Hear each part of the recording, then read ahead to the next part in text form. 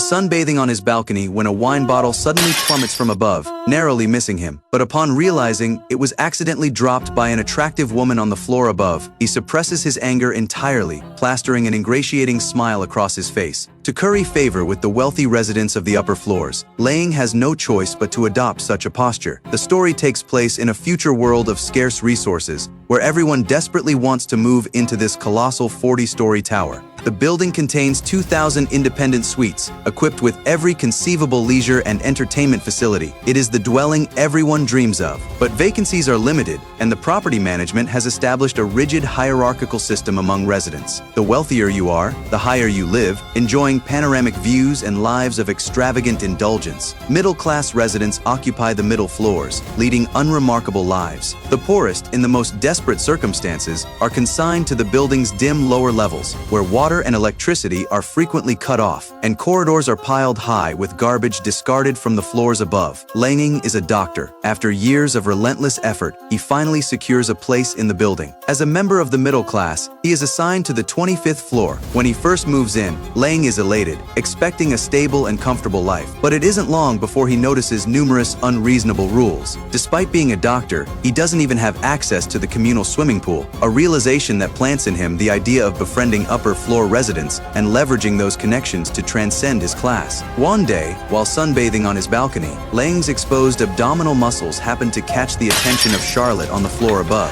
She invites him upstairs to a private party. Faced with this opportunity to breach the class barrier, Lang naturally seizes it, dressing meticulously that evening. Before heading up, he assumes the 26th floor residents are all upper class elites. But upon arrival, he is sorely disappointed. They are ordinary middle-class people, just like him. Though deflated, he has already come this far, so he mingles and joins in the revelry. After a few drinks, a tipsy Lang is led to the balcony by Charlotte. Following their conversation, he successfully obtains pool access. But just as he prepares to enter the water, a bodyguard approaches, informing him that the billionaire on the top floor wishes to see him privately. Lang is instantly flattered. Royal is the building's creator and one of the nation's wealthiest men. Forging a connection with him could mean class ascension within reach. Without a moment's hesitation, Lang follows the bodyguard into a private elevator to the penthouse, nervously adjusting his appearance the entire way, desperate to make a good impression. Upon reaching the top floor, Lang witnesses firsthand what paradise looks like, a vast rooftop garden with lawns spacious enough for horseback riding. After meeting Royal and conversing at length, Lang discovers the man's wealth and status far exceed anything he imagined. The entire skyscraper belongs to him, and he occupies the top floor alone. Royal hasn't summoned him for a medical consultation, but wants Lang as his squash partner. Lang is more than happy to oblige. During the game, he deliberately loses point after point, flattering Royal at every turn. Pleased by Lang's deference, Royal invites him to a private dinner that evening. Lang knows the banquet will gather the city's elite. He rushes to the supermarket for premium red wine, grooms himself meticulously, changes into an elegant suit, and arrives brimming with anticipation. But the moment he steps inside, he realizes he looks like a ridiculous clown. I hope you don't mind. Must be one of his funny little social experiments. What have you come as? A dilettante?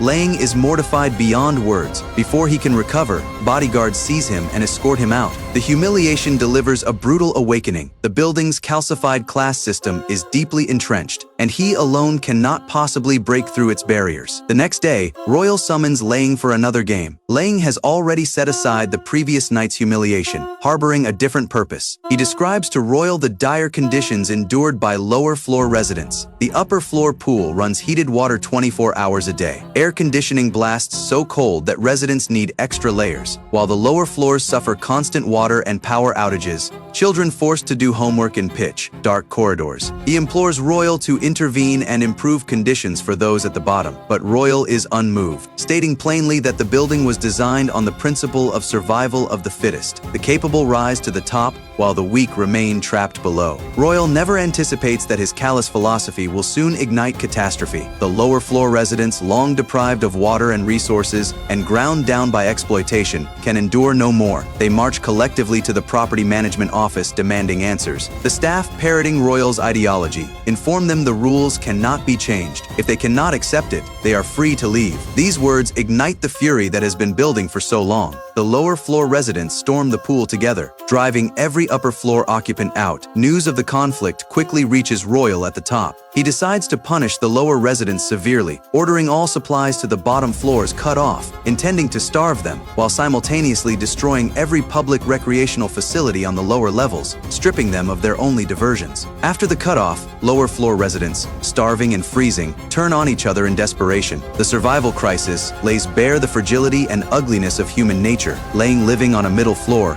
terrified of being caught in the violence, locks his doors and windows and hides inside. Screams echo ceaselessly outside the building. Bodies are carried out daily. The once pristine upper floors are now devastated. Only now does Royal finally realize that the stratified community he built with his own hands has become a living hell. But no matter how he tries to reason with or placate the residents, nothing works. A lower floor resident who has starved for 3 weeks blames all his suffering on Royal, his murderous gaze causing Royal to go weak with terror. Royal spins around to flee back to the penthouse, but a bullet tears straight through his body. But the lower floor resident who pulled the trigger doesn't survive either. A group of women from the upper floors band together and kill him. Only after the chaos has completely subsided does Lang, who has been trembling behind his locked door the entire time, dare to venture out. The carnage before him stops him dead in his tracks. This bloody free-for, all lasting over a month, has claimed the lives of the vast majority of men, with only some upper floor women surviving. Lang makes a selfish choice. He scrubs himself thoroughly with disinfectant, moves without a shred of guilt into Royal's luxurious penthouse suite, and settles into life alongside the surviving women. The story ends here, its conclusion steeped in absurdity.